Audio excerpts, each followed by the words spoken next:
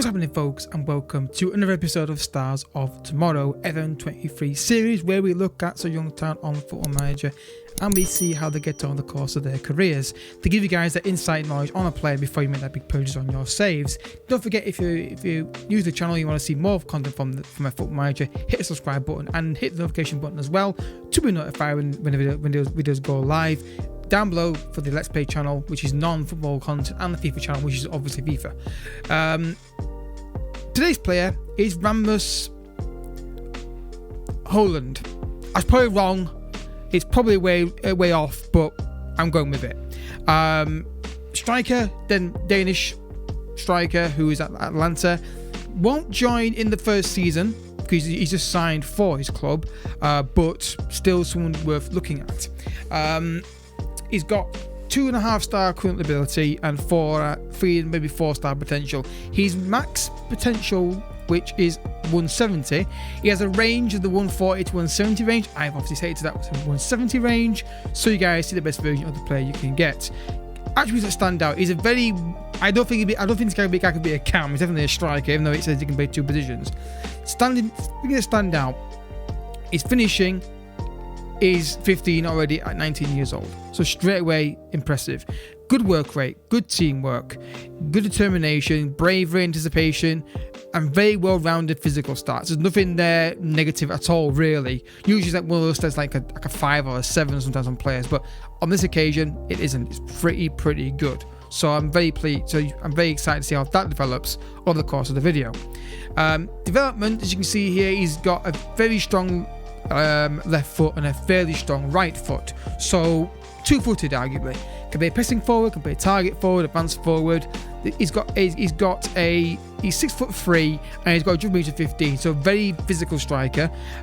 Could be handy from set pieces or crosses, generally speaking, but has got the pace as well. He's got the pace as well, which means that you've got, I think, a gem of a player here.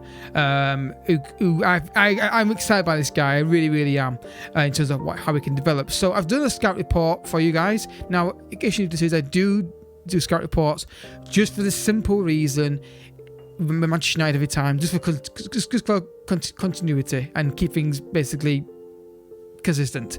Negatives, get them out of the way first. Then nothing really. Needs more convincing if he's going to take on long shots. Given that he's going to be a striker, not an issue for me. Can strike the ball sweetly.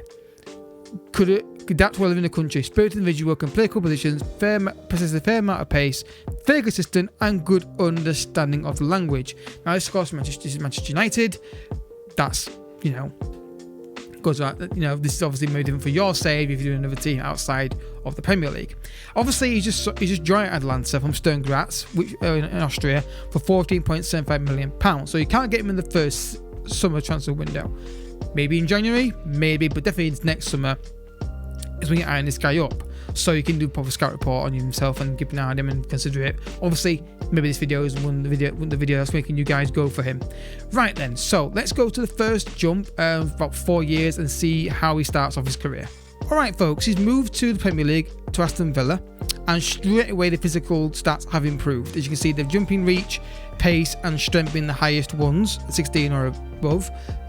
He's got 2 new player traits, which are runs more than the left hand side and tries first time shots, which, given the fact that the scout report said he's got a hits ball sweetly, that's encouraging in terms of combination. Finishing 16 up from 15. The rest of the stats are relatively the same. Off the balls up 16 and anticipation up to 16 as well. So interested in him currently from Tottenham Hotspur. Now, injury record, first of all, we've got to look at this because it could be a factor. He's got a couple of big injuries here, but he's not saying injury prone, so I think this maybe just one of those one-off kind of things, not a what's the word I'm looking for? Not a sign is where I'll use that he's got an injury issue. But hopefully you don't get any of those in your particular save if you sign him. So first season at Atlanta didn't do that much, but second season he got the same again, not much. £31 million Aston Villa got him for, rising from 25.5 million initial cost, and he got 12 goals in 38 games for Aston Villa. 6 of those were in the Premier League. This year, he's got 11 and 26. But bear in mind, he's at Aston Villa. No respect to Aston Villa, but he's still developing. He's 23 years old. His current ability is 157. We're getting pretty close to his top potential of ability. But I think the next step is to move elsewhere, I think. Now, looking at his ability to play over roles, I don't think you're going to play this guy at striker. I don't see the point in doing it. Other than... Sorry, did I say that right? Anyway, play him a striker. Don't play him in cam. He's not a player you're going to drop into the cam position. I don't think he's going to be useful in that regard in terms of that role. Maybe in an emergency situation, maybe, but as a regular player in that position, I don't think it makes much sense to do so. So, interesting from Tottenham. Let's see where he goes. I'm interested to see if he kicks on now or if he kind of plateaus a little bit. Well, he's gone to Liverpool. The stats have relatively stayed the same, both in terms of technical, mental, physical, but also his player traits. But look at the bottom. I think you can see at the bottom, the goal return in his currency in Liverpool is insane. Again, nicely well-rounded player. There's not much changing here in terms of ability and stats. Injuries, this kind of lines to what I was saying earlier. He's not overly injury prone. These are just one of those couple of freak injuries that everybody has, but it doesn't seem to affect his ability that much. Bear in mind, he has a 140-170 range. It's not that difficult to get to that range. He's currently on what now? He's on 168, so he's reached it even with those 2 injuries that he has had. So let's have a look and see what Liverpool actually ended up paying for. So Villa, he got 12 for a season, then he got 11, then he got 18 goals in the league. Liverpool got him for £85 million. Is that straight cash or is it installments? It looks like it's straight cash. 19 goals in 30 appearances, 13 in the league.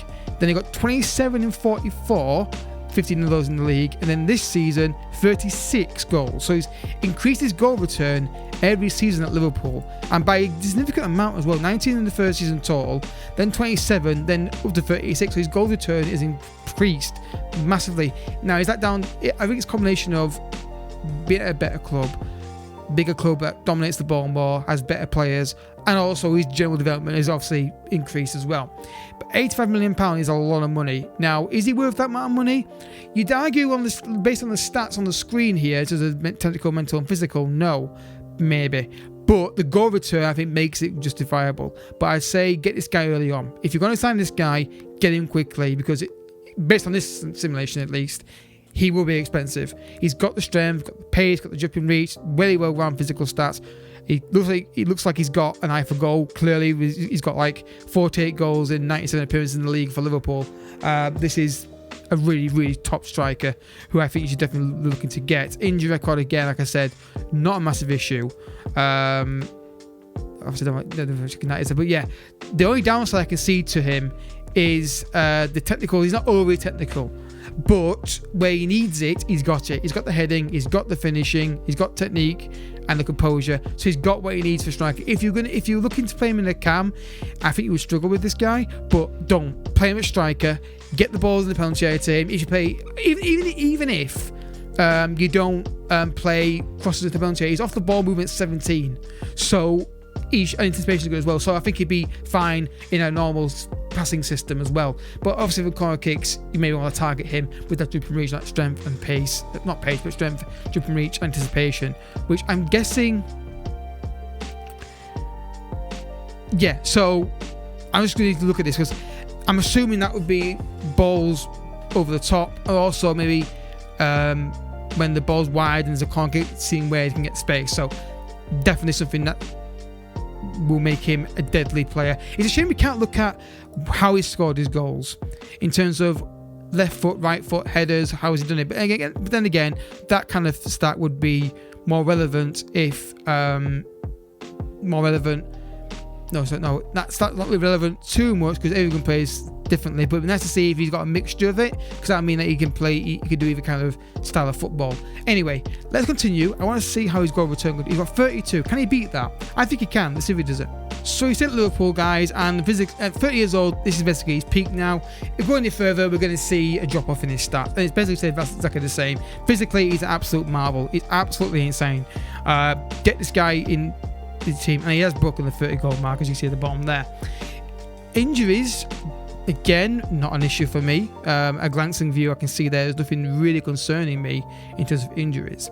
Now then, how do you do this season? So you've got 27 and 44, then 36 and 41, 32 and 45, 18 and 46, but then this year 40 in 57 games, 24 of those in 37 in the league.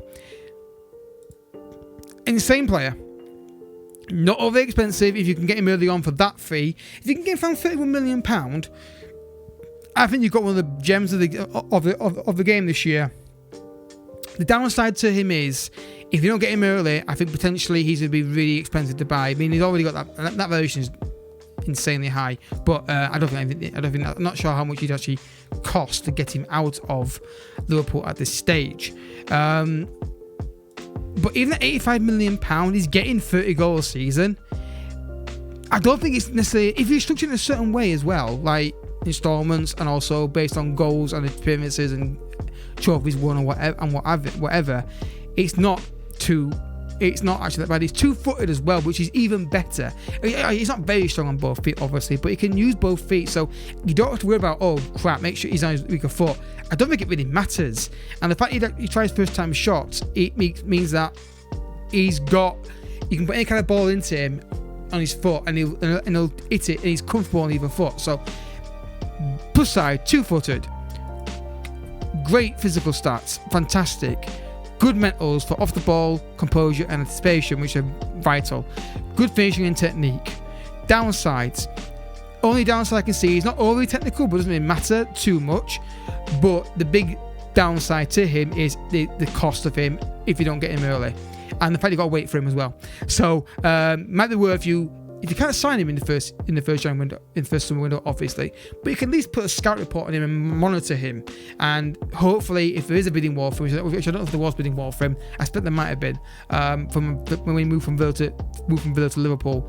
At least then you've been scouting him long term. It may give you a slight edge on him, to be honest. So, obviously, let me know, guys, if you sign this guy in your save, has he destroyed you in a save? Because it looks like the alternative to Erling Haaland. Erling Haaland is what? So it's 6 foot. He's 6'3". Let's look at Erling Haaland. I'm assuming he's still at Man City. He is. So Haaland is 6'5". He is the lesser version of Erling Haaland. Haaland is more of a god. Is a bit more of a god. But for a guy, if you want to get a Haaland alternative, I think this guy is a pretty good alternative to that. He's got the physicality, he's got the strength, got the finishing, less technicals than Haaland, but he's still got the goal return for you as well. So, if you enjoyed this video, I hope you have. Hit that like button down below. Subscribe if you're new to daily FM content. Like I said in other videos, there is going to be a disruption next 2 weeks. I am working long hours. And I don't record when I'm tired. So, there may be days I miss videos out the next few days. It can't be helped. I can only record so much. When I'm working 8 hours instead of shifts. So I will catch you all next episode, guys. I don't know who it's going to be. It may be more established names next, just to get some videos recorded. We'll see. But until next time, hit the like button down below. Subscribe if you're new as well. Thank you for watching, and I'll catch you all next time. Bye bye.